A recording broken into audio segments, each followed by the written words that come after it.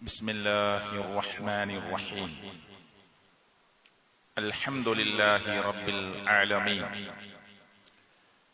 نحمده ونستعينه ونؤمن به ونتوكل عليه ونعوذ بالله من شرور أنفسنا ومن سيئات أعمالنا اللهم صل على محمد وعلى آل محمد كما صليت على إبراهيم وعلى آل إبراهيم إنك حميد مجيد اللهم بارك على محمد وعلى آل محمد كما باركت على إبراهيم وعلى آل إبراهيم إنك حميد مجيد اتقوا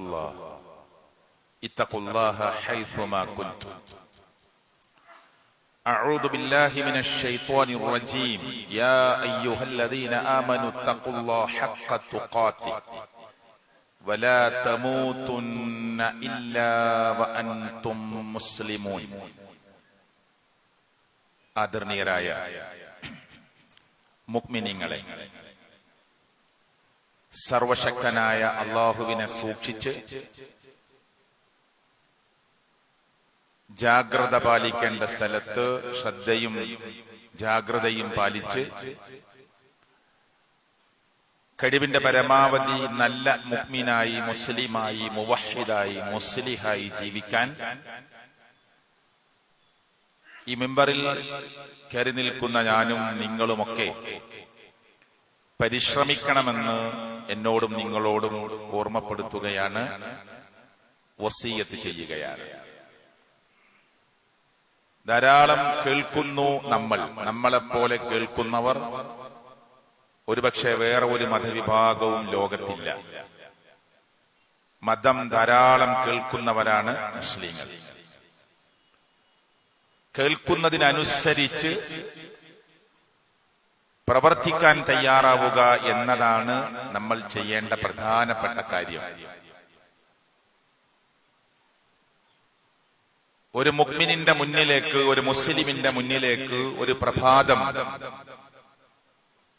പൊട്ടിവിടരുമ്പോ, ഒരു പുലർച്ചെ നമുക്ക് കിട്ടുമ്പോ ധാരാളം നന്മകൾ വാരിക്കൂട്ടാനുള്ള ഒരു മേഖലയായി, ഒരു വേദിയാക്കി ആ പ്രഭാതത്തെ നമുക്ക് മാറ്റാം. നമുക്ക് അല്ലാഹു നൽകിയ അനുഗ്രഹങ്ങളെല്ലാം നമ്മൾ മനസ്സിലാക്കി, എന്റെ റബ്ബ് എന്നെ ഇഷ്ടപ്പെടുന്നു, എന്റെ റബ്ബ് എന്നെ പരീക്ഷിക്കുന്നു. ഒരുപാട് അനുഗ്രഹങ്ങൾ ഇങ്ങനെ കിട്ടിക്കൊണ്ടിരിക്കുമ്പോ എന്റെ റബ്ബ് എന്നെ ആദരിക്കുന്നുണ്ട്, അംഗീകരിക്കുന്നുണ്ട് എന്നൊരു തോന്നൽ.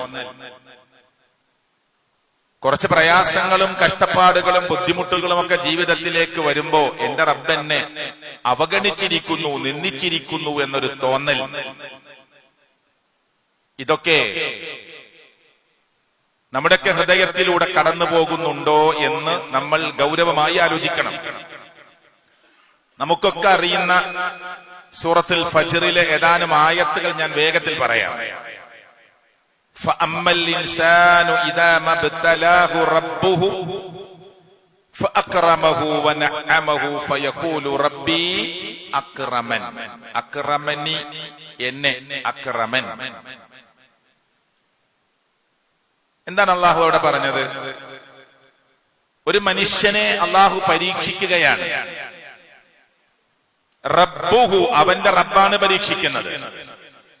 ഫഅക്റമഹു വനഅമഹു, അവനെ ആദരിച്ചുകൊണ്ടും അവന് നിഅമത്ത് കൊടുത്തുകൊണ്ടും അല്ലാഹു തആല അവനെ പരീക്ഷിക്കുകയാണ്. ഇത് പരീക്ഷണാണ്. സ്വത്ത് കൊടുത്ത്, സന്താനത്തെ കൊടുത്ത്, നല്ല വീട് കൊടുത്ത്, നല്ല വാഹനം കൊടുത്ത്, നല്ല ആദരവ് കൊടുത്ത് അവനെ അല്ലാഹു പരീക്ഷിക്കുന്നു. ഫയഖൂൽ, അപ്പോൾ ആ മനുഷ്യൻ പറയും, റബ്ബി, എന്റെ റബ്ബ് അക്റമൻ, എന്നെ ഇതാ ആദരിച്ചിരിക്കുന്നു. നല്ലതിങ്ങനെ കിട്ടുമ്പോ, നല്ലത് മാത്രം ഇങ്ങനെ കൈകളിലേക്ക് എത്തുമ്പോ, സുഖസുന്ദരമായ ജീവിതം ഇങ്ങനെ കിട്ടുമ്പോ മനുഷ്യൻ പറയുന്നു, എന്റെ റബ്ബ് എന്നെ ആദരിച്ചിരിക്കുന്നു. അല്ലാഹു തുടങ്ങുമ്പോ പറഞ്ഞതോ ഫഅമ്മൽ ഇൻസാനു ഇദാ മബ്തലാഹു, നാം അവനെ അള്ള പരീക്ഷിക്കുകയാണ് അവനെ. എന്നിട്ട് തുടർന്ന് അല്ലാഹു പറഞ്ഞു, വീണ്ടും ഒരു മനുഷ്യനെ അല്ലാഹു പരീക്ഷിക്കുകയാണ്. എങ്ങനെ? അവന്റെ റിസ്ക്, ഉപജീവനം ഒന്ന് കുടുസമാക്കി. ഇന്നലെ വരെ കുട്ടികൾക്ക് വാങ്ങിക്കൊടുത്തതുപോലെ ചോദിക്കുന്നതെല്ലാം വാങ്ങിക്കൊടുക്കാനുള്ള ക്യാഷ് ഇപ്പൊ കയ്യിലില്ല. വളരെ ഞെരങ്ങിയും ബുദ്ധിമുട്ടിയുമൊക്കെയാണ് കുടുംബത്തിന്റെ ജീവിതം മുന്നോട്ട് പോകുന്നത്. ഭാര്യയോട് മക്കളോടൊക്കെ പറഞ്ഞു, ഇന്നലകളിൽ ചോദിച്ച പോലെ ചോദിക്കരുത്, എന്റെ ബിസിനസ് അറിയാലോ, എല്ലാം പ്രശ്നത്തിലാണ്, എന്റെ കച്ചവടം അറിയാമല്ലോ, ആകെ ബുദ്ധിമുട്ടിലാണ്, അതുകൊണ്ട് മുമ്പ് ചോദിച്ചതുപോലെ ഇങ്ങനെ ചോദിക്കല്ലേ, ഉള്ളത് കൊണ്ട് അഡ്ജസ്റ്റ് ചെയ്ത് ജീവിക്കണം എന്നിങ്ങനെ പറഞ്ഞുകൊണ്ടേയിരിക്കുന്നു. വീണ്ടും കുടുസത ജീവിതത്തിലേക്ക് ഇങ്ങനെ വരുന്നു. അപ്പൊ മനുഷ്യൻ പറയും, ഫയഖൂൽ, അവൻ പറയും, റബ്ബി, എന്റെ റബ്ബ്, അഹാനൻ, എന്നെ ഇതാ നിന്ദിച്ചിരിക്കുന്നു. അല്ല പറയല്ല, അങ്ങനെയൊന്നുമല്ലടോ കാര്യം. അല്ല പറയണേ, നിനക്ക് കുറെ അഭിവൃദ്ധികളും നന്മകളും ഒക്കെ ജീവിതത്തിലേക്ക് ഇങ്ങനെ വരുമ്പോ എന്റെ റബ്ബ് ഇതാ എന്നെ ആദരിച്ചിരിക്കുന്നു എന്ന് നീ പറയുകയും, ജീവിതത്തിൽ കുറെ പ്രശ്നങ്ങളും കഷ്ടപ്പാടുകളും ദുരിതങ്ങളും കുടിസതയും വരുമ്പോ എന്റെ റബ്ബ് ഇതാ എന്നെ നിന്ദിച്ചിരിക്കുന്നു എന്ന് പറയുകയും ചെയ്യുന്ന മനുഷ്യനോട് അല്ല പറയുന്നു, കല്ല, അങ്ങനെയൊന്നുമല്ല കാര്യം. പിന്നെന്താ? കല്ലാ ബല്ലാ തുക്രീമൂനൽ യതീം, നീ അനാഥകളെ ആദരിക്കുന്നില്ല. നിന്നെ ആദരിക്കാത്തതിന് നീ അപലാധിയും വേവലാതിയും പറഞ്ഞുകൊണ്ടിരിക്കുന്നു അല്ലേ? എങ്കിൽ നീ അനാഥകളെ ആദരിക്കുന്നില്ല. നീ ഒരു അനാഥ കുഞ്ഞിനെ കാണുമ്പോ ഒന്ന് പരിഗണന കൊടുക്കാൻ അല്ലേ? ചില ആളുകൾക്ക് സമയമില്ല.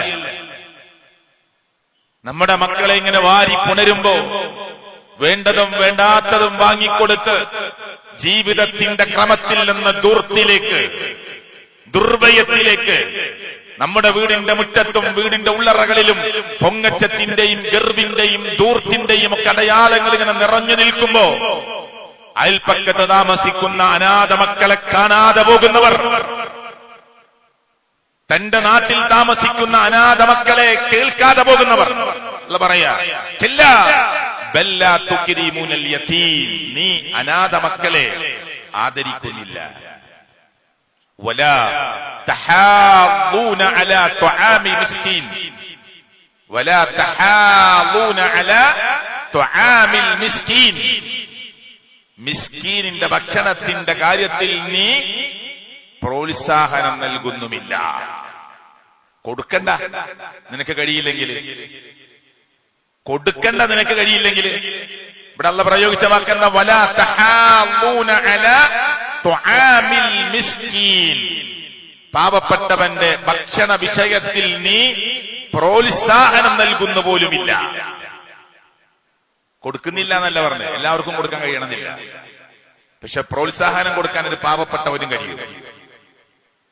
നിത്യജീവിതത്തിന് വേണ്ടി കഷ്ടപ്പെട്ട കൂലിപ്പണിക്കാരൻ, അവന്റെ മക്കള് പട്ടിണി കിടക്കുന്നില്ല.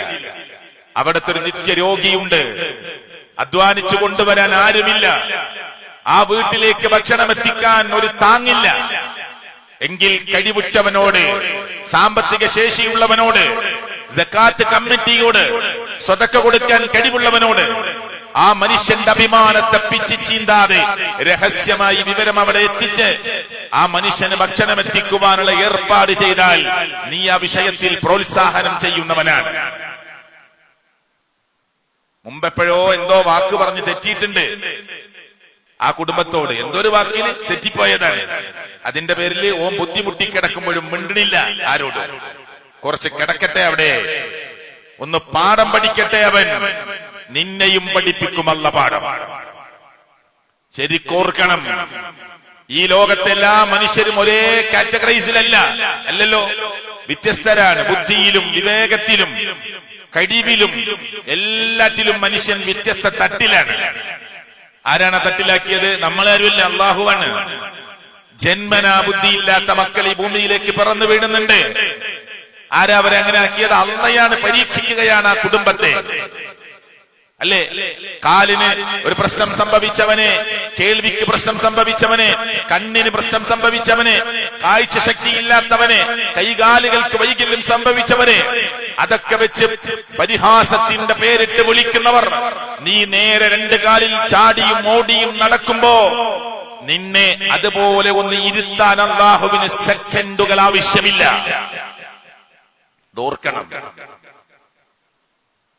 പണത്തിന്റെ ഊക്ക് നിന്നെ ഗർവിലേക്കും പൊങ്ങച്ചത്തിലേക്കും കൊണ്ടുപോകരുത്. അല്ലാഹു പറയാ, ഇത് മാത്രല്ല നീ ചെയ്യുന്നത്.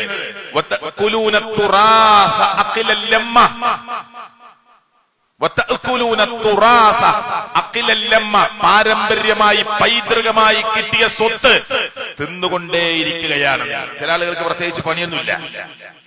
ബാപ്പണ്ടാക്കി വെച്ച സ്വത്ത് അങ്ങനെ വിറ്റും മുടിച്ചും തിന്ന് തീർത്തിങ്ങനെ മറ്റുള്ളവരുടെ മേൽ കുതിര കളിച്ച് കളിയാക്കി പരിഹസിച്ചൊക്കെ അങ്ങനെ നടക്കുക പണി. കാരണം പണിക്കൊന്നും പോകേണ്ട ആവശ്യമില്ല, ബാപ്പ കുറെ ഉണ്ടാക്കി വെച്ചിട്ടുണ്ട്.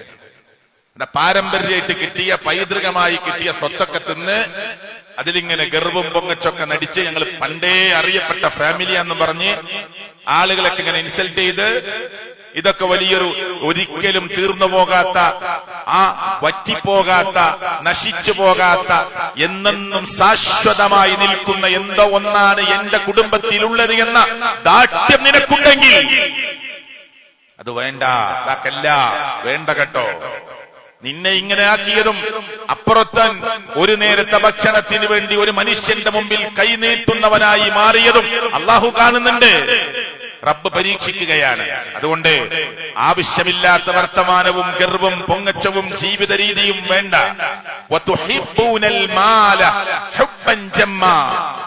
ഈ സ്വത്തിനോട് അടങ്ങാത്ത ഒരു പ്രേമവും ഇഷ്ടവും നിനക്ക് വന്നുകൂടിയിട്ടുണ്ട്. അതുകൊണ്ട് വജാഅ റബ്ബുക വൽ മലകു സഫൻ സഫാ, മലക്കുകൾ ഇങ്ങനെ അണിയണിയായി നിന്ന് ലോകത്തിന്റെ രക്ഷിതാവായ അല്ലാഹു തആല അവിടേക്ക് ഇങ്ങനെ ആ വരുന്ന ഒരു ദിവസത്തെ ഓർക്കാനാണ് അല്ലാഹു പറയുന്നത്. അന്നത്തെ ദിവസം വജീഅ യൗമഇദിൻ ബിജഹന്നം, നരകത്തെ അന്നേ ദിവസം ഇങ്ങനെ കൊണ്ടുവരുന്ന ആ സമയം. യൗമഇദിൻ യതദക്കറുൽ ഇൻസാൻ, മനുഷ്യനിങ്ങനെ ഓർമ്മ വരും, ബോധം വരും. നരകം ഇങ്ങനെ കൊണ്ടുവരുന്ന ആ ഭീമാകാരമായ ദിവസം മനുഷ്യനിങ്ങനെ ഓർമ്മ വരും, ബോധം വരും. വേണ്ടായിരുന്നു, പറയേണ്ടിയില്ലായിരുന്നു, അങ്ങനെ ചെയ്യേണ്ടിയില്ലായിരുന്നു. നാട്ടിലെ പാവപ്പെട്ടവരെയും കഷ്ടപ്പെടുന്നവരെയും കണ്ടില്ലെന്ന് നടിച്ചത് അപകടമായി പോയി. ആളുകളുടെ ഭക്ഷണ വിഷയത്തിൽ ഇടപെടാതിരുന്നത് അപകടമായി പോയി. അള്ളാഹുവിനെ ഓർക്കാതിരുന്നത് നഷ്ടമായി പോയി. അപ്പൊ അങ്ങനെ ഓർമ്മ വരും. അള്ളാഹ് ചോദിക്കുകയാണ്,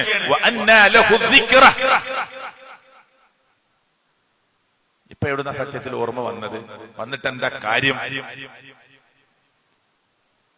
ബോധം വെക്കേണ്ടത് എപ്പോഴാ?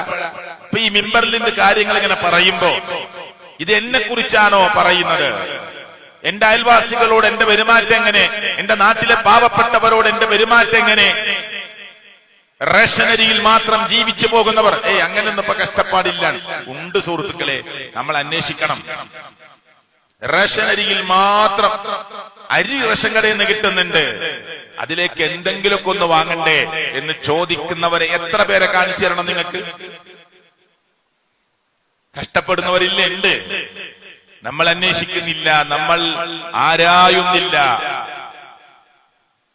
അതുകൊണ്ട് സഹോദരങ്ങളെ, ഈ ഒരു നല്ല പ്രൗഢമായ ഒരു ലൈഫാണ് എനിക്കുള്ളത്, അത് തന്നെയായിരിക്കും എല്ലാവരുടേത് എന്ന് നമ്മൾ ഒരിക്കലും വിശ്വസിക്കുന്നില്ല.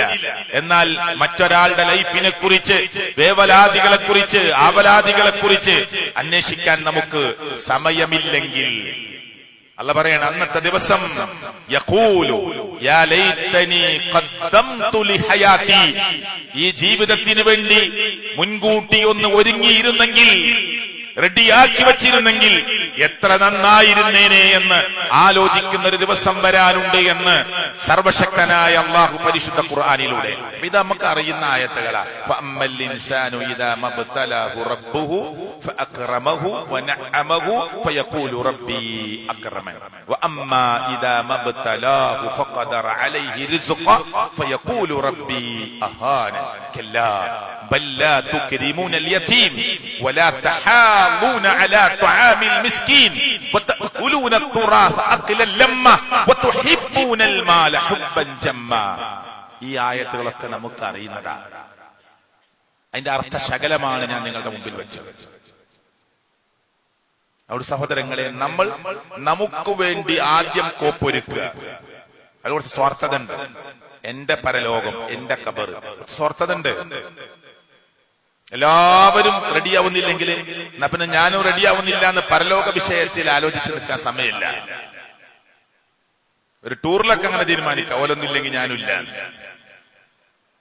നിസ്കരിക്കുന്ന കാര്യത്തിൽ ഓനില്ലാത്തത് കൊണ്ട് ഞാനില്ലാന്ന് തീരുമാനിക്കാൻ പറ്റുമോ? സ്വതക്ക കൊടുക്കുന്ന കാര്യത്തിൽ ഓൻ കൊടുക്കാത്തതുകൊണ്ട് ഞാൻ കൊടുക്കുന്നില്ല എന്ന് പറയാൻ പറ്റുമോ? സക്കാത്തിന്റെ വിഷയത്തിൽ അവൻ ചെയ്യാത്തതുകൊണ്ട് ഞാൻ ചെയ്യുന്നില്ല എന്ന് പറയാൻ പറ്റുമോ? സാമ്പത്തിക ഭദ്രതയുണ്ടായിട്ട് കുടുംബത്തിൽ നിന്ന് ആരും ഉംറയ്ക്കും ഹജ്ജിനൊന്നും പോയിട്ടില്ല, അതുകൊണ്ട് ഞാൻ പോകുന്നില്ല എന്ന് തീരുമാനിക്കാൻ പറ്റുമോ? ആരെയും കാത്തിരിക്കാനുള്ള സമയം നമുക്കില്ല.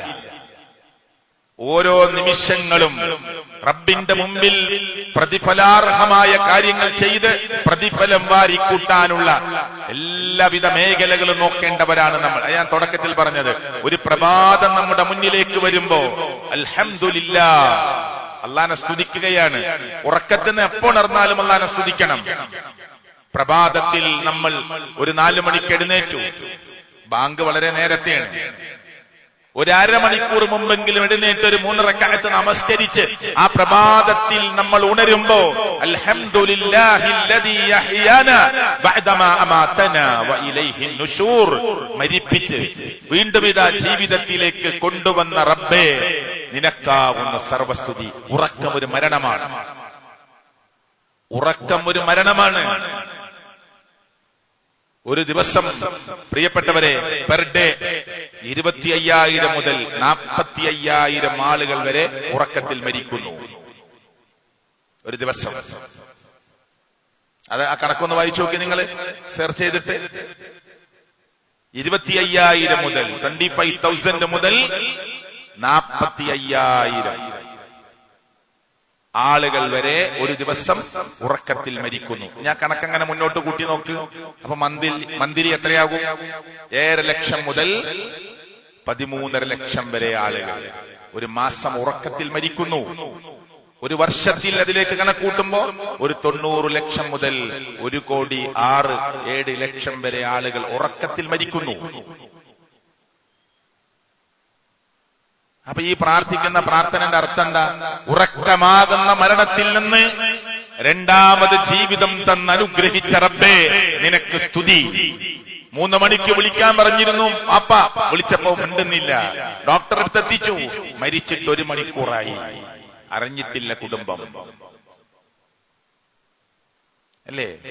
അതേ കട്ടിൽ ഉറങ്ങിയ ഭാര്യ അറിഞ്ഞിട്ടില്ല, അതേ കട്ടിൽ ഉറങ്ങിയ ഭർത്താവ് അറിഞ്ഞിട്ടില്ല, അതേ വീട്ടിലുറങ്ങിയ മക്കൾ അറിഞ്ഞിട്ടില്ല.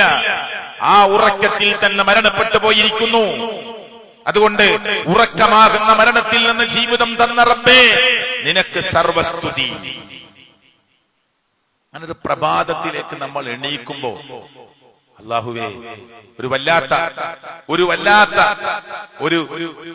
പ്രഭാതമാണല്ലോ നീ എനിക്ക് നൽകിയത്. ഇബ്നു മസ്ഊദ് റളിയല്ലാഹു പറയാണ്, അദ്ദേഹം ഇങ്ങനെ സുബഹി കഴിഞ്ഞിട്ട് ദിക്റും പ്രാർത്ഥനയും ഒക്കെ ആയിട്ട് ഇങ്ങനെ ഇരുന്നിട്ട് കൂട്ടുകാരോട് ചോദിക്കും, സൂര്യൻ ഉദിച്ചോ? സൂര്യൻ ഉദിച്ചോ? ആളുകൾ പറയില്ല, ഉദിച്ചിട്ടില്ല. കുറച്ച് കഴിഞ്ഞാൽ വീണ്ടും ചോദിക്കും, സൂര്യൻ ഉദിച്ചോ? അപ്പൊ കൂട്ടുകാർ പറയും, അതെ ഉദിച്ചു. അപ്പൊ അദ്ദേഹം പറയും, അൽഹംദുലില്ലാഹ് അൽഹംദുലില്ലാഹ്, അല്ലാഹുവേ നിനക്കാകുന്ന സർവസ്തുതിയും.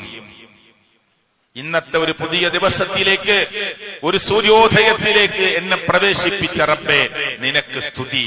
വലം യുഹ്ലിക്നാ ബിദുനൂബിനാ, അവൻ നമ്മൾ ചെയ്ത തെറ്റു നിമിത്തം ഈ സൂര്യോദയത്തിന് മുമ്പ് നമ്മെ നശിപ്പിച്ചിട്ടില്ലല്ലോ. എന്താ പറഞ്ഞത്? ഈ സൂര്യോദയത്തിന് മുമ്പ് നമ്മൾ ചെയ്തു പോയ തെറ്റ് നിമിത്തം നമ്മളെ നശിപ്പിച്ചു കളഞ്ഞിട്ടില്ലല്ലോ. ഒരു പുതിയ സൂര്യോദയം നൽകിയ റബ്ബേ, ഒരു പുതിയ ദിവസം നൽകിയ നാഥാ നിനക്ക് സ്തുതി. മഹാനായ ഇബ്നു മസ്ഊദ് റളിയല്ലാഹു അൻഹു. ഹദീസിന്റെ ഗ്രന്ഥങ്ങളിൽ കാണാം, പ്രവാചകൻ മുഹമ്മദ് മുസ്തഫ സല്ലല്ലാഹു അലൈഹി വസല്ലമ പ്രാർത്ഥിക്കുന്നു, അല്ലാഹുമ്മ, അല്ലാഹുവേ, ബാരിക്, നീ അനുഗ്രഹിക്കണേ അല്ലാഹ്, ലി ഉമ്മത്തി, എന്റെ ഉമ്മത്തിനെ, അല്ലാഹുമ്മ ബാരിക്, അല്ലാഹുവേ നീ അനുഗ്രഹിക്കണേ, ലി ഉമ്മത്തി, എന്റെ ഉമ്മത്തിനെ, ഫീ ബുകൂരിഹാ, ഈ പ്രഭാതത്തിൽ. ആ പ്രാർത്ഥനയുടെ വാക്ക് മനസ്സിലൊന്ന് പറഞ്ഞു നോക്കി, അല്ലാഹുമ്മ ബാരിക് ലി ഉമ്മത്തി ഫീ ബുകൂരിഹാ. പടച്ചവനെ, ഒരു പുതിയ പ്രഭാതം നൽകിയിരിക്കുന്നു നീ, ഈ പ്രഭാതത്തിൽ റബ്ബേ എന്റെ ഉമ്മത്തിനെ നീ അനുഗ്രഹിക്കണേ, ഈ പ്രഭാതത്തിൽ നീ അനുഗ്രഹം കൊടുക്കണേ. ഈ വാക്ക് കേട്ടത് മുതൽ ചില സ്വഹാബികൾ കച്ചവടത്തിനിറങ്ങല് കുറച്ചു കഴിഞ്ഞിട്ടാ, 9 മണിക്ക് ഷോപ്പ് തുറക്കല്. ഈ പ്രാർത്ഥന കേട്ടതിന് ശേഷം ചില സ്വഹാബികൾ സുബഹി കഴിഞ്ഞ ഉടനെ കച്ചവട ചരക്കുകൾ കേട്ടോ എവിടേക്കാണോ അയക്കാൻ നിശ്ചയിച്ചിരുന്നത് അങ്ങോട്ട് പറഞ്ഞയക്കുമായിരുന്നു. ആ പ്രഭാതത്തിൽ മുത്തു നബി സല്ലല്ലാഹു അലൈഹി വസല്ലം പ്രാർത്ഥിച്ച ആ ബറക്കത്ത് കിട്ടാൻ വേണ്ടി അവർ കൊതിച്ചിരുന്നു. അവിടെ നിസ്കാരത്തിന്റെയും സൂര്യ ഉദിക്കുന്നതിന്റെ ഇടയിലുള്ള ഉറക്കണ്ടല്ലോ, ഇത് വളരെ വളരെ വലിയ അപകടമാണ് എന്നുകൂടി മനസ്സിലാക്കണം. ഒരാളെ യാത്രയിൽ വന്ന് ഉറങ്ങിപ്പോയതൊന്നല്ല ഈ പറയുന്നത്, അതൊരു ശീലാക്കുന്ന ആളുകളുണ്ട്. സുബഹി കഴിഞ്ഞിട്ട് കുറച്ച് സമയം ഉറങ്ങുക, അത് പ്രത്യേകമായ ബറക്കത്ത് ലഭിക്കാൻ സാധ്യതയുള്ള സമയമാണ്. അവിടെ ഉപജീവന മാർഗത്തിലേക്ക് നേരത്തെ ഇറങ്ങുക, ധാരാളമായി റബ്ബിനോട് പ്രാർത്ഥിക്കുക, ദിക്റുകൾ വർദ്ധിപ്പിക്കുക, പ്രഭാത ആ പ്രാർത്ഥനകളിലും ദിക്റുകളിലും നമ്മൾ മുഴുകുക. അവിടെ പ്രത്യേകമായ ബറക്കത്തുണ്ട് എന്നാണ് എനിക്കും നിങ്ങൾക്കും പ്രവാചകൻ മുഹമ്മദ് മുസ്തഫ സല്ലല്ലാഹു അലൈഹി വസല്ലമയിൽ നിന്ന് മനസ്സിലാക്കാൻ സാധിക്കുന്നത്.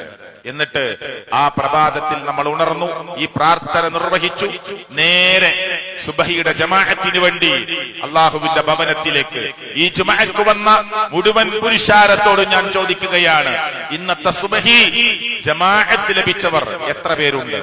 നിങ്ങൾ നിങ്ങളുടെ മനസ്സിനോട് ചോദിച്ചു. ഇരിക്കുന്ന ആളുകൾക്കൊക്കെ ഒന്ന് സുബഹി ജമാഅത്ത് കിട്ടി. എന്താ കാരണം കിട്ടാതെ പോയത്? ഈ ഇരിക്കുന്ന ആളുകൾക്കൊക്കെ ഇന്ന് സുബഹി ജമാഅത്ത് കിട്ടിയോ? ചോദ്യമാണ്. നിങ്ങളുടെ വാരിയല്ലുകൾക്കുള്ളിൽ അള്ളാഹു ഭദ്രമാക്കി വെച്ച ഹൃദയത്തിനുള്ളിലേക്ക്, അതേ ചിന്തിക്കാനും ആലോചിക്കാനും റബ്ബ് നൽകിയ നമ്മുടെ ബ്രെയിൻ, തലച്ചോറ് ഉപയോഗിച്ച് അതേ ഒരു ഉത്തരം നമ്മുടെ ഹൃദയത്തിൽ വന്നിട്ടുണ്ട്. ഇന്നത്തെ സുബഹി ജമാഅത്ത് നമുക്ക് കിട്ടാതെ പോയത്, കിട്ടിയോ എന്നത് ഞാൻ മാറ്റിവെച്ചിട്ട് കിട്ടാതെ പോയത് എന്ത് കാരണം കൊണ്ടാണ്? നമ്മുടെ അശ്രദ്ധയിൽ പനിച്ചു വറച്ച് കടന്നുപോയതാ? പുറത്തിറങ്ങാൻ പറ്റാത്ത അതിശക്തമായ മരവിച്ചു പോകുന്ന തണുപ്പ് കൊണ്ട? നാട് ഭരിക്കുന്ന ഗവൺമെന്റ് ആരും പുറത്തിറങ്ങരുത് എന്ന് പ്രഖ്യാപിച്ചതുകൊണ്ട്? ഇല്ല. എന്തുകൊണ്ട് എന്ന ചോദ്യം നമ്മുടെ ഹൃദയത്തിലേക്ക് പ്രവേശിക്കണം. പ്രവാചകൻ പറയാ, മൻ സ്വല്ല സുബഹ്, ഒരാൾ സുബഹി നമസ്കരിച്ചു, ജമാഅത്താണ് ഉദ്ദേശിക്കുന്നത് എന്ന് പണ്ഡിതന്മാർ, ഫഹുവ ഫീ ദിമ്മത്തില്ലാഹ്, അവൻ അള്ളാഹുവിന്റെ അധികാരത്തിലാണ്, സംരക്ഷണത്തിലാണ്. അള്ളാഹ് ഒരു പ്രത്യേക പ്രൊട്ടക്ഷൻ അവന് കൊടുക്കും. ആ പ്രൊട്ടക്ഷൻ ഉള്ളിലാണ് പിന്നെ അവനുള്ളത്. കിട്ടുമോ നമുക്ക്? ഇരിക്കുന്ന ഓരോരുത്തരും അവനവന്റെ ഹൃദയങ്ങളോട് ചോദിക്കണം. സുബഹിയുടെ മുമ്പുള്ള 2 റക്അത്തോ, റക്അത്തുൽ ഫജ്രി ഖൈറും മിനദ് ദുനിയ വമാ ഫീഹാ, ഇമാം മുസ്ലിം ഉദ്ധരിക്കുക. സുബഹിയോട് ചേർന്ന് നിൽക്കുന്ന 2 റക്അത്ത് ഉണ്ടല്ലോ, സുബഹിയുടെ 2 റക്അത്ത് സുന്നത്ത്, ഖൈറും മിനദ് ദുനിയ വമാ ഫീഹാ, ദുനിയാവിലും അട്ടോ ദുനിയാവിലുള്ളതിനേക്കാൾ ഖൈറാണ് സുബഹിയോട് ചേർന്ന് കിടക്കുന്ന സുബഹിയുടെ 2 റക്അത്ത് സുന്നത്ത്. കിട്ടിയോ നമുക്ക്? നമ്മുടെ കുടുംബത്തിൽ പലർക്കും കിട്ടിയോ? 3:30 എണീറ്റ് കളി കാണാൻ നിങ്ങൾ വിളിച്ചോ? മോനെ ഇല്ല ചോദിച്ചു നോക്കി. ഇപ്പോ ജുമാ കഴിഞ്ഞിട്ട് ആരാ ജയിച്ചത്, എങ്ങനെയായിരുന്നു കളി? ഉഷാറായിട്ട് പറയും മറുപടി, അല്ലേ? 4:30 എണീറ്റ് കളി കാണാൻ നിങ്ങൾ ആരും വിളിക്കേണ്ട ആവശ്യമില്ല. ഇവിടെ കുറെ ചെറുപ്പക്കാരില്ലേ, ഇല്ലേ? എന്തായിരുന്നു ഭയങ്കര നിരീക്ഷണങ്ങളാണ്. ചാനൽ തുറന്നാൽ ഞാൻ കളിയെന്ന് എതിർക്കുന്നില്ല, മറിച്ച് ആ ഇൻട്രസ്റ്റ് അള്ളാന്റെ മാർഗത്തിനുണ്ടോ? ഉണ്ടോ? ഇല്ല. അള്ളാന്റെ മാർഗത്തിലില്ല. 450 അടി നീളമുള്ള ഫ്ലെക്സ്, 450 അടി നീളമുള്ള ഫ്ലെക്സ് ഒരു ഫുട്ബോൾ താരങ്ങളോടുള്ള ഇഷ്ടത്തിന്റെ പേരിൽ കുറച്ച് മുസ്ലിം ചെറുപ്പക്കാർ റോഡിൽ സ്ഥാപിച്ചപ്പോ, എന്നാൽ അതിന്റെ ലാസ്റ്റ് വാക്കെന്താരോ, ഇതിന്റെ മേലെ വെല്ലാൻ ആരുണ്ട്? അപ്പൊ അടുത്ത ടീം ഞങ്ങളുണ്ട്, 550 അടി. അടുത്ത രാജ്യം. മനസ്സിലാണ്ടോ? മുസ്ലിങ്ങൾ വളരെ വളരെ കുറവായിരിക്കും ഈ തോന്നിയാസത്തില്. കളിയൊക്കെ കാണാം, മനുഷ്യന്റെ ഓരോ വിനോദങ്ങളിൽ അനുവദിക്കപ്പെട്ടതുണ്ട്, അതിനൊക്കെ ഒരു സമയവും കാര്യങ്ങളൊക്കെ ഉണ്ട്, അതിനൊന്നും പ്രശ്നമില്ല. ഈ 450 അടി ഫ്ലെക്സ് ഓം വെച്ചിട്ട് ഇതിന്റെ മേലെ വെല്ലാൻ ആരുണ്ടെന്ന് ചോദിച്ചപ്പോ ഓപ്പോസിറ്റ് സൈഡ് 550 അടി വെച്ച് 2.5 ലക്ഷം രൂപയുടെ 3 ലക്ഷം രൂപയുടെ ഫ്ലെക്സ് വെച്ചിട്ട് എന്ത് കിട്ടാനാ? എത്ര പാവപ്പെട്ടവര്. ഞാൻ പലപ്പോഴും പറയാറുണ്ട്, ഒരു 500-600 സ്ക്വയർ ഫീറ്റ് വീട് പഞ്ചായത്തിൽ നിന്ന് മുനിസിപ്പാലിറ്റിയിൽ നിന്ന് കിട്ടാൻ 4 ലക്ഷം കിട്ടാൻ 6 ലക്ഷം മാക്സിമം കിട്ടാൻ അപേക്ഷ കൊടുത്ത് കാത്തിരുന്നിട്ട് വർഷങ്ങളായി കൊതിച്ചു നിൽക്കുന്നവർ, ഉള്ള 3 സെന്റ് സ്ഥലത്ത് തറയിട്ട് ഒരു വീടിനെ പ്രതീക്ഷിച്ചു നിൽക്കുന്നവർ ഇല്ലേ നമ്മുടെ നാട്ടിൽ? നിങ്ങൾ കണ്ണൂര്, കോഴിക്കോട്, മലപ്പുറം ഈ 3 ജില്ലകൾ മാത്രം എടുത്തോ, ആയിരക്കണക്കിന് ക്ലബ്ബുകളുണ്ട്, ആയിരക്കണക്കിന് ക്ലബ്ബുകൾ. ഈ 3 ജില്ല എങ്ങനെ എടുത്തോ ഒരു എൽ ഷേപ്പിൽ, കണ്ണൂര്, കോഴിക്കോട്, മലപ്പുറം മാത്രം എടുക്കുക, ആയിരക്കണക്കിന് ക്ലബ്ബുണ്ട്. സർവേ ഫലം പുറത്തു വരുന്നത് ഒരു ക്ലബ്ബ് മിനിമം 50,000 രൂപയെങ്കിലും ഈ ലോകകപ്പിന് വേണ്ടി പൊട്ടിച്ചു തീർക്കുന്നു. എത്രയപ്പോ? അതറിയണില്ല. ഒരു ക്ലബിന്റെ കീഴിൽ 4 ചെറിയ മുക്കുണ്ട്, അങ്ങാടി മുക്കുകള്. അവിടെ അപ്പുറത്തെ സൈഡിൽ വേറെ രാജ്യം, ഇപ്പുറത്ത് വേറെ രാജ്യം, അപ്പുറത്ത് വേറെ രാജ്യം, കട്ടൗട്ട്, പൊടയില്, നദിയില്, തോടില്, മലയുടെ മേലെ 80 അടി, 60 അടി, 40 അടി, 50 അടി. ആരാ ഇതിന് മുന്നിലറിയോ? ആരാ? 6 ദിവസം മദ്രസക്ക് പോണ മുസ്ലിം ഉമ്മത്ത്, ക്യാപ്റ്റന്മാരൊക്കെ ദൂർത്ത് പാടില്ല എന്ന് പഠിക്കാണ്, ദുർവ്യയം ചെയ്യരുതെന്ന് പഠിക്കാണ്. ഇതൊരു സ്ഥലത്തുനിന്ന് ഞാൻ പറഞ്ഞപ്പോ ഒരു ചെറുപ്പക്കാരൻ പറഞ്ഞത്, ഇത് നിങ്ങൾ പറഞ്ഞത് ശരി തന്നെയാണ്, ഞാനൊക്കെ അതിൽ പിരിവെടുത്ത ആൾ തന്നെയാണ്. പക്ഷേ ഒരുപാട് മുസ്ലിങ്ങൾ കല്യാണത്തിന്റെ പേരിൽ ഒരു കുറെ ദൂർത്ത് കാട്ടുന്നുണ്ട്, അതും പറയണം. പറയണം, തർക്കല്ല. നമ്മൾ ഓരോ നാട്ടില് ഓരോ സംഭവങ്ങൾ ഉണ്ടാവുമ്പോ അത് പറയും. ഇത് പറയുമ്പോ വേറൊന്നും മറച്ചു വെക്കാനില്ല. കല്യാണത്തിന്റെ ദിവസം നല്ല 5 നേരം നിസ്കരിക്കണ വാപ്പ പറഞ്ഞാ കേൾക്കൂല. വാപ്പ അങ്ങനെ കൈമലർത്തി ഒരു കസാരത്തെ മൂലയിലിരിക്കുക, വാപ്പയും വാപ്പാന്റെ കൂട്ടുകാരൊക്കെ ഒരു സൈഡൊക്കെയാണ്. അന്ന് തോന്നിയവാസങ്ങൾ ഇങ്ങനെ അരങ്ങേറുകയാണ്, മിണ്ടൂലാരും, ഗഡ്സില്ല. അപ്പൊ വാപ്പാന്റെ നട്ടല് വളഞ്ഞുപോയി. ഞങ്ങളെ ഏറ്റവും ചെറിയ അനിയനെ അതൊക്കെ കൺട്രോൾ ചെയ്യണം, ഓനോട് പറഞ്ഞിട്ട് കാര്യമില്ല പാപ്പ. എന്നിട്ട് നമ്മളിങ്ങനെ ഒരു റബ്ബർ സ്റ്റാമ്പായിട്ടാണ് നിൽക്കുക, ആണോ? ഒരു റബ്ബർ സീലായിട്ട് ഇങ്ങനെ വെറുതെ ആളുകൾ ദൂർത്തും പൊങ്ങച്ചവും തോന്നിയാസം ഗാനമേളയും എല്ലാ തോന്നിയാസം നടക്കുന്നത്. വാപ്പ ഗേറ്റിന്റെ അടുത്ത് നിന്നിട്ട് ഇങ്ങനെ ചിരിച്ചിട്ട് എല്ലാവർക്കും വരി ഇരിക്കി. ഇതൊരു റബ്ബർ സ്റ്റാമ്പിന്റെ പണിയെടുക്കാനുള്ള ആളാ. ഇതൊക്കെ ചിന്തിക്കണം. ആവശ്യമില്ലാത്ത എത്രയോ ഏർപ്പ. ഞാൻ പറഞ്ഞല്ലോ, മുസ്ലിം ഉമ്മത്ത് മറ്റുള്ള സമുദായത്തിലൊക്കെ പല ദൂർത്തുണ്ട്, ഞാൻ അവിടേക്ക് പോകുന്നില്ല. കാളവണ്ടിയില് പുതിയണ്ണും പുതിയാപ്പള്ളിയും പോകുന്ന ഒരു ഉമ്മത്ത് ലോകത്തുണ്ടെങ്കിൽ ഓന്റെ ബെൻസും ഓന്റെ ഓടിയും ഒക്കെ അവിടെ വെച്ചിട്ടാണ് കാളവണ്ടിയിൽ. കാട്ടിക്കൂട്ടലുകൾ, JCBയുടെ ബക്കറ്റിൽ ക്രൈൻ ഉപയോഗിച്ച് മിഠായി കൊടുക്കുന്നത്, ഗുഡ്സിലും ലോറിയിലും പെണ്ണ് കാണാൻ പോകുന്ന ആളുകളുടെ കാറിന് പിറകില് ലോറിയിലും ഗുഡ്സിലും മിഠായി കൊണ്ടുവന്നു. ലോകത്തറിയപ്പെട്ട സ്മാരകങ്ങളുടെ ആകൃതിയിൽ. ഇതൊക്കെ ഈ ഉമ്മത്താ. ഇതൊക്കെ വെള്ളിയാഴ്ച ഈ പള്ളിയിൽ, ഇതുപോലെയുള്ള എല്ലാ പള്ളിയിലും മുസ്ലിം ഉമ്മത്തിനോട് പറയേണ്ട വാക്കാണ്. അള്ളാന്റെ റസൂല് മലയാളത്തിൽ ഖുത്ബ പറഞ്ഞിട്ടില്ല പറഞ്ഞിട്ട് അറബിയിൽ 50 കൊല്ലം 60 കൊല്ലം ഖുത്ബ കേൾക്കാൻ പോയാല് ഇത് കേൾക്കൂല. മനസ്സിലായില്ലേ? അള്ളാന്റെ റസൂല് മലയാളത്തിലും ഹിന്ദിയിലും ഇംഗ്ലീഷിലും ഒന്നും ഖുത്ബ പറഞ്ഞിട്ടില്ല, അറബി തന്നെ പറഞ്ഞു. ആർക്കും തർക്കമില്ല. മിമ്പർമെന്ന് ഇറങ്ങിയിട്ട് സംസാരിച്ചതും അറബിയില്ല, വീട്ടിൽ പോയപ്പോ വർത്താനം പറഞ്ഞതും അറബിയില്ല, ഭാര്യനോട് വർത്താനം പറഞ്ഞതും അറബിയില്ല, കച്ചവടം ചെയ്തതും അറബിയില്ല. എന്നാ ഒറ്റ സഹാബിയും പറഞ്ഞിട്ടില്ല അള്ളാന്റെ റസൂലിന്റെ ഖുത്ബ ഞങ്ങൾക്ക് മനസ്സിലായിട്ടില്ല. എല്ലാ സഹാബികളും പറഞ്ഞത് ഇന്ന ഖുത്ബയിൽ ഞങ്ങൾ ഇന്നത് പഠിച്ചു, ഇന്ന ഖുത്ബയിൽ ഞങ്ങൾ ഇന്നത് പഠിച്ചു എന്നാ. അതിനാ ഖുത്ബ. ഇവിടെ വെറുതെ ഒന്നിങ്ങനെ എണീറ്റ് നിന്നിട്ട് ഒരു കാട്ടിക്കൂട്ടൽ നടത്തി തിരിച്ചു പോകാനുള്ളതല്ല. ഈ പറയുന്നത് എന്റെ ജീവിതത്തിലും കേൾക്കുന്നത് നിങ്ങളുടെ ജീവിതത്തിലും ഉണ്ടാകണമെന്ന ശാഠ്യം ഉണ്ടാകണം. ഒരു മുഅ്മിനിന് വെള്ളിയാഴ്ച ദിവസം കിട്ടുന്ന ഇന്ധനമാണ് ജുമയുടെ ഖുത്ബ.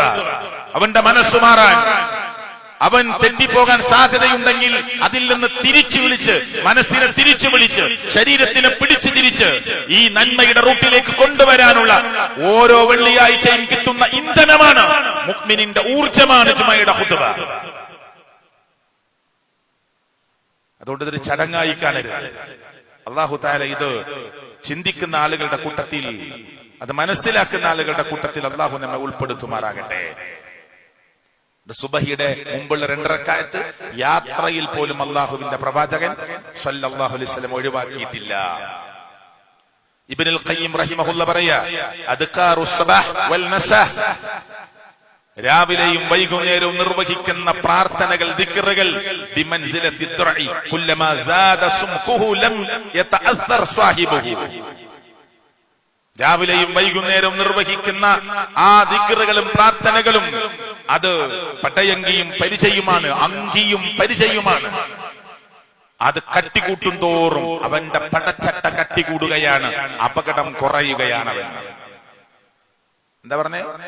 രാവിലെയും വൈകുന്നേരം പേരിനൊരു ദിക്റൊക്കെ ചൊല്ലിയിട്ട് അവസാനിപ്പിക്കാതെ അതിന്റെ കൃത്യമായ ദിക്റും പ്രാർത്ഥനയും ഒക്കെ ഉള്ളത് വർദ്ധിപ്പിക്കാൻ ഹദീസുകളിലും അതുപോലെ കിതാബിലും വന്നതൊക്കെ മാക്സിമം എടുത്ത് നമ്മുടെ ദിക്റുകൾ വർദ്ധിപ്പിച്ചാൽ നമ്മുടെ പടച്ചട്ടയും നമുക്കുള്ള സുരക്ഷിത വലയവുമാണ് കട്ടികൂടുന്നത്.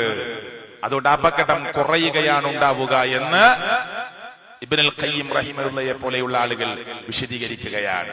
അദ്ദേഹം പറഞ്ഞു, അൽ ഗദാ ഖൂത്തുൻ നഫ്സ് ഫഇദാ ലം നതഗദ്ദൽ ഗദാ സഖതത്തിൽ ഖുവ്വ. ഇബ്നുൽ ഖയ്യിം റഹിമഹുള്ളയെ പോലെയുള്ള ആളുകൾ പറയാ, പ്രഭാതത്തിന്റെ ആ ദിക്റുകൾ എന്നത് അതൊരു ആത്മാവിന് കൊടുക്കുന്ന ഭക്ഷണമാണത്. നിന്റെ ആത്മാവിന് കൊടുക്കുന്ന ഭക്ഷണമാണ് അത്. ആ ആത്മാവിന്റെ കോട്ടയാണ് അത്. നീ കട്ടി കുറച്ചാൽ, അത് കൊടുക്കാതിരുന്നാൽ, നിർവഹിക്കാതിരുന്നാൽ നിന്റെ ആത്മാവിന്റെ ശക്തിയാണ് ദുർബലമാവുക. അത് നിന്റെ ഹൃദയത്തിന് കൊടുക്കുന്ന ഒരു ഭക്ഷണമാണ്. അതുകൊണ്ട് സഹോദരങ്ങളെ, ഒരു പ്രഭാതത്തിൽ മാത്രമാണ് നമ്മൾ നിൽക്കുന്നത്. ഇനി അങ്ങോട്ട് എത്രയോ സമയമുണ്ട്. ആ പ്രഭാതം പോലും നമുക്ക് മനോഹരമാക്കാൻ പറ്റും. സർവശക്തനായ അല്ലാഹ് ഏറ്റവും കൂടുതൽ ആലോചിക്കുന്ന, ചിന്തിക്കുന്ന ആളുകളുടെ കൂട്ടത്തിൽ എന്നെയും നിങ്ങളെയും ഉൾപ്പെടുത്തി അനുഗ്രഹിക്കുമാറാകട്ടെ. അൽഹംദുലില്ലാഹ് വസ്സലാത്തു വസ്സലാമു അലാ റസൂലില്ലാഹി വഅലാ ആലിഹി വസഹ്ബിഹി അജ്മഈൻ. ഇത്തഖുല്ലാഹ്, അല്ലാഹുവിനെ സൂക്ഷിച്ച് ജീവിക്കണേ എന്ന് സ്വന്തത്തോടെന്ന പോലെ എല്ലാവരെയും ഓർമ്മപ്പെടുത്തുകയാണ്, വസിയ്യത്ത് ചെയ്യുകയാണ്. പ്രവാചകൻ മുഹമ്മദ് മുസ്തഫ സല്ലല്ലാഹു അലൈഹി വസല്ലം പറഞ്ഞു, മാ മിൻ യൗമിൻ യുസ്ബിഹുൽ ഇബാദു ഫീഹി ഇല്ലാ മലകാനി ينزلان فيقول أحدهما اللهم أعطي منفكا خلفه ويقول الآخر രണ്ടാമത്തെ മലക്ക് പറയുന്നു اللهم أعطي ممسكا تلفه. ശരിക്കും ശ്രദ്ധിച്ചു കേട്ടോളിട്ടോ. ഒരു പ്രഭാതം, ഇന്നത്തെ പ്രഭാതമാകുമ്പോ ഒരു മുഅ്മിനിന്റെ, ഒരു അടിമയുടെയും, അള്ളാന്റെ അടിമകളുടെ കൂട്ടത്തിൽ ഒരു അടിമയിലും കടന്നു പോകുന്നില്ല ഇങ്ങനെയായിട്ടല്ലാതെ അവന്റെ പ്രഭാതം. എങ്ങനെ? 2 മലക്കുകൾ, ഇല്ല മലക്കാനി യൻസിലാനി, 2 മലക്കുകൾ ഇറങ്ങി വന്ന് ഇങ്ങനെ പറഞ്ഞിട്ടല്ലാതെ ഒരടിമയും അവന്റെ പ്രഭാതം മുന്നോട്ട് കൊണ്ടുപോകാൻ കഴിയില്ല. എന്താ പറയാ? ഫയഖൂലു അഹദുഹുമാ, ആ 2 മലക്കളിൽ ഒരാൾ പറയും അല്ലാഹുമ്മ അല്ലാഹുവേ അഅതി നീ നൽക്, നീ കൊടുക്ക്, മുൻഫിക്കൻ ഖലഫ ചെലവഴിക്കുന്നവന് നീ പകരം കൊടുക്ക് അല്ലാഹ്. രാവിലെ നമ്മുടെ പ്രഭാതത്തില് 2 മലക്കുകൾ ഒന്ന് പറയാണ്. ഒരു മലക്ക് പറയാ, റബ്ബേ ഇതാ പുതിയ പ്രഭാതം വന്നിരിക്കുന്നു, ഇതാ ഞങ്ങൾ നിൽക്കുന്നത് ഇന്ന വ്യക്തികളുടെ അടുത്താണ്, അല്ലാഹുവേ കൊടുക്കുന്നവന് നീ പകരം കൊടുക്ക്. രണ്ടാമത്തെ മലക്ക് പറയും, അല്ലാഹുമ്മ അഅതി മുംസിക്കൻ തലഫ കൊടുക്കാതെ പിടിച്ചു വെക്കുന്നവന് നശിപ്പിക്കുക അല്ലാഹ്. ചാൻസ് കിട്ടിയ പ്രഭാതത്തില് എന്ന് മാത്രമല്ല, രാവിലെ നേരം വെളുത്ത് എന്തെങ്കിലും ഒരു ഖൈറ് ചെയ്യാൻ. സുബൈക്ക് വരുമ്പോ പോക്കറ്റില് ചെറിയൊരു ക്യാഷ് വെച്ചള, വടിയില് ഒരു പാവപ്പെട്ടവനെ കാണുമ്പോ കൊടുക്ക്. പള്ളിയില് സുബഹിക്ക് വരുമ്പോ ദാ അവിടെ ഒരു പാവപ്പെട്ട മനുഷ്യരിക്കുന്നുണ്ട്, ആരും കാണാനില്ല, ഉറക്കെ വിളിച്ചു പറയാനൊന്നുമില്ല, സഹായിക്ക. റമദാനിലൊക്കെ എല്ലാ ദിവസം ഇങ്ങനെ കലക്ഷനെ പറ്റി പറയുമ്പോ നമ്മുടെ മനസ്സ്, പടച്ചോനെ ഇന്ന് എനിക്ക് കൊടുക്കാൻ ഒരു ചാൻസ് ഇല്ലല്ലോ, എന്റെ കയ്യിലില്ലല്ലോ, ആ നെയ്യത്തിന് കൂലി ഉണ്ടാവും. അല്ലാതെ എന്നൊരു പിരിവാണല്ലോ, പ്രാകലല്ല. കഴിഞ്ഞ വെള്ളിയാഴ്ചയും പിരിവുണ്ടല്ലോ, ഇന്ന് പിരിവൊന്നുമില്ല കേട്ടോ, ഇങ്ങനെ പറയണം. ഇന്ന് കലക്ഷൻ തേച്ചിട്ട് നിൽക്കണ്ടായിരുന്നു. പിന്നെന്താ പറയണത്? എന്തിനാ അത് പറയുന്നത്? ഒരു വെള്ളിയാഴ്ച, എല്ലാ വെള്ളിയാഴ്ചയും കലക്ഷനാ. ഒരു നാണയത്തൊട്ട് അള്ളാന്റെ പിന്നെ കൂലി ആഗ്രഹിച്ച് ആ ബക്കറ്റിലേക്ക് ഇടുമ്പോ, പ്രിയപ്പെട്ടവരെ, റബ്ബ് തന്നതിൽ നിന്നാണ് കൊടുക്കുന്നത്. അള്ളാന്റെ പ്രയോഗം ഖുർആനിലുണ്ട്, അൻഫിഖൂ മിമ്മാ റസഖ്നാകും, ഞാൻ നിങ്ങൾക്ക് നൽകിയതിൽ നിന്ന് കൊടുക്ക്, നീ കൊണ്ടുവന്നതല്ല, ഞാൻ തന്നതിൽ നിന്ന് കൊടുക്ക്. തന്നത് അല്ലാഹുവാണ്. അതുകൊണ്ട് പ്രഭാതം എങ്ങനെയാണ് പോകുന്നത്? മലക്കുകൾ വിളിച്ചു പറയുന്നത് എന്താ? രാവിലെ എണീക്കുമ്പോ തന്നെ ഒരാള് നമ്മളെ വീട്ടുമുറ്റത്ത് ഇങ്ങനെയൊക്കെ ഉണ്ട്, ഒരു യാചകൻ, നാശം. രാവിലെ തന്നെ എണീക്കുമ്പോ തന്നെ കലശനാ, പറയണ്ട. പരീക്ഷിക്കുകയാണ് അല്ലാഹു നമ്മെ, നമ്മളെ പരീക്ഷിക്കാൻ. എന്താ മലക്ക് പറയണത്? അല്ലാഹുമ്മ അഅതി മുൻഫിക്കൻ ഖലഫ, പടച്ചവനെ കൊടുക്കുന്നവന് നീ പകരം കൊടുക്ക് റബ്ബേ. അല്ലാഹുമ്മ അഅതി മുംസിക്കൻ തലഫ, പിടിച്ചു വെക്കുന്നവന് നശിപ്പിക്ക് റബ്ബേ.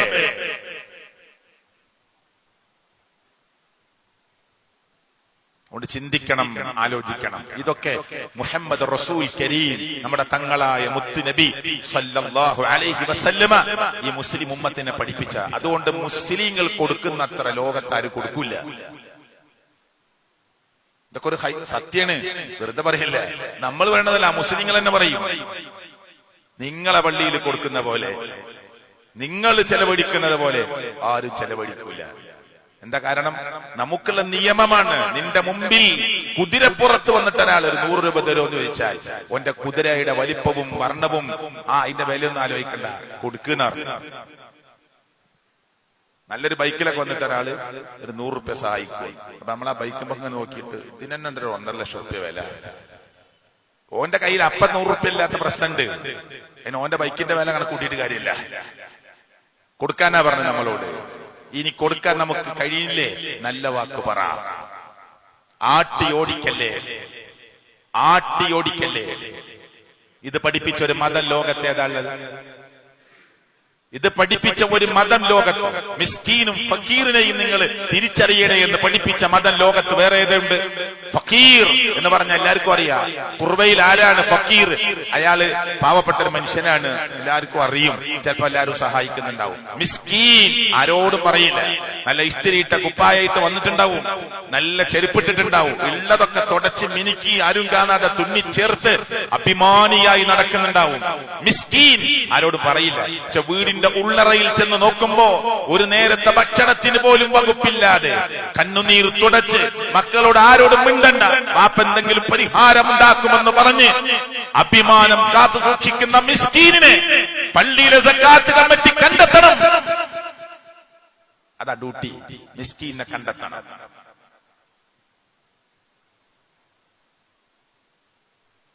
അതുകൊണ്ട് സഹോദരങ്ങളെ, ഇതൊക്കെ നമ്മുടെ ഡ്യൂട്ടിയാണ്. ഈ ഖുത്ബ കഴിഞ്ഞു പോകുമ്പോ അങ്ങനെ ആലോചിക്കണം, എനിക്ക് എന്തെങ്കിലും ചെയ്യാണ്ടോ? ഞാൻ ഇപ്പൊ എന്താ ചെയ്യാ? ഞാൻ രാവിലെ ഡ്യൂട്ടിക്ക് പോവും, തിരിച്ചു വരും, ഞാൻ എന്റെ കുടുംബം മക്കളായിട്ട് ഇങ്ങനെ പോവുകയാണ്. പോരാ, നമ്മുടെ കണ്ണും കാതുമൊക്കെ ഒന്ന് പുറത്തേക്ക് ഇറങ്ങണം, കേൾക്കണം, പഠിക്കണം. അള്ളാഹു ചിന്തിക്കുന്ന ആളുകളുടെ കൂട്ടത്തിൽ നമ്മെ ഉൾപ്പെടുത്തി അനുഗ്രഹിക്കുമാറാകട്ടെ. അള്ളാഹുവേ, നീ നൽകിയതിൽ നിന്ന് ചെലവഴിക്കുന്ന, നീ നൽകിയതൊരു പരീക്ഷണമാണ് എന്ന് മനസ്സിലാക്കുന്ന വലിയ ചിന്താശക്തിയുള്ള ഭാഗ്യവാന്മാരായ മുഅ്മിനുകളുടെ കൂട്ടത്തിൽ ഞങ്ങളെ നീ ഉൾപ്പെടുത്തണേ അല്ലാഹ്. ഞങ്ങളുടെ കൂട്ടത്തിലെ രോഗികൾക്ക് നീ പെട്ടെന്ന് ശിഫ നൽകി അനുഗ്രഹിക്കണേ അല്ലാഹ്. ഞങ്ങളുടെ കൂട്ടുകുടുംബ ബന്ധുമിത്രാദികളിൽ നിന്ന് മരണപ്പെട്ടു പോയവരുടെ ഖബറിടങ്ങളെ നീ വിശാലമാക്കി കൊടുക്കണേ അല്ലാഹ്. അല്ലാഹുവേ, മരിക്കുമ്പോൾ ലാ ഇലാഹ ഇല്ലല്ലാഹ് എന്ന കലിമത്തു തൗഹീദ് ഉച്ചരിച്ച് മരിക്കാൻ ഞങ്ങൾക്ക് നീ സൗഭാഗ്യം നൽകണേ അല്ലാഹ്. ഞങ്ങളുടെ ഉമ്മമാർ, ഉപ്പമാർ, ജ്യേഷ്ഠാനികന്മാർ, ഭാര്യ ഭർത്താക്കന്മാർ, മക്കൾ പലരും ഞങ്ങളെ വിട്ടു പിരിഞ്ഞിട്ടുണ്ട്. അല്ലാഹുവേ, അമ്പിയാക്കന്മാരുടെ, ഔലിയാക്കന്മാരുടെ, സിദ്ദീഖുകളുടെ, ശുഹദാക്കളുടെ കൂടെ അവരെയും നാളെ ഞങ്ങളെയും നിന്റെ പാരത്രിക ലോകത്ത് ഒരുമിച്ച് പടച്ചവനെ ആ സ്വർഗീയ ലോകത്ത് പ്രവേശിക്കാൻ ഭാഗ്യം കിട്ടുന്ന ഏറ്റവും വലിയ മുത്തഖീങ്ങളിൽ ഞങ്ങളെ നീ ഉൾപ്പെടുത്തി അനുഗ്രഹിക്കണേ അല്ലാഹ്. അല്ലാഹുവേ, ലോകത്തിന്റെ നാനാഭാഗത്ത് മുസ്ലിം ആയതിന്റെ പേരിൽ വേദനിക്കുന്ന ആളുകളുണ്ട് റബ്ബേ, അവർക്ക് നീ പരിഹാരങ്ങൾ ഉണ്ടാക്കി കൊടുക്കണേ അല്ലാഹ്. അല്ലാഹുവേ, സാമ്പത്തിക രംഗത്ത് കടത്തിൽ കുടുങ്ങിപ്പോയവർ ഞങ്ങളുടെ കൂട്ടത്തിലുണ്ട്. ഹലാലായ മാർഗത്തിൽ വീട്ടാനുള്ള സൗഭാഗ്യം നൽകണേ അല്ലാഹ്. ഒരാളുടെ മുമ്പിലും കൈനീട്ടുന്ന ഒരു യാചകനാക്കി ഞങ്ങളെ നീ മാറ്റല്ലേ അല്ലാഹ്. അഭിമാനത്തെ കാത്തു സൂക്ഷിക്കുന്നവരാക്കി ഞങ്ങളെ നീ അനുഗ്രഹിക്കണേ അല്ലാഹ്. اللهم اغفر للمؤمنين والمؤمنات والمسلمين والمسلمات اللهم اغفر للمؤمنين والمؤمنات والمسلمين والمسلمات اللهم اغفر للمؤمنين والمؤمنات والمسلمين والمسلمات ربنا آتنا في الدنيا حسنة وفي الآخرة حسنة وقنا عذاب النار آمين آمين برحمتك يا أرحم الراحمين.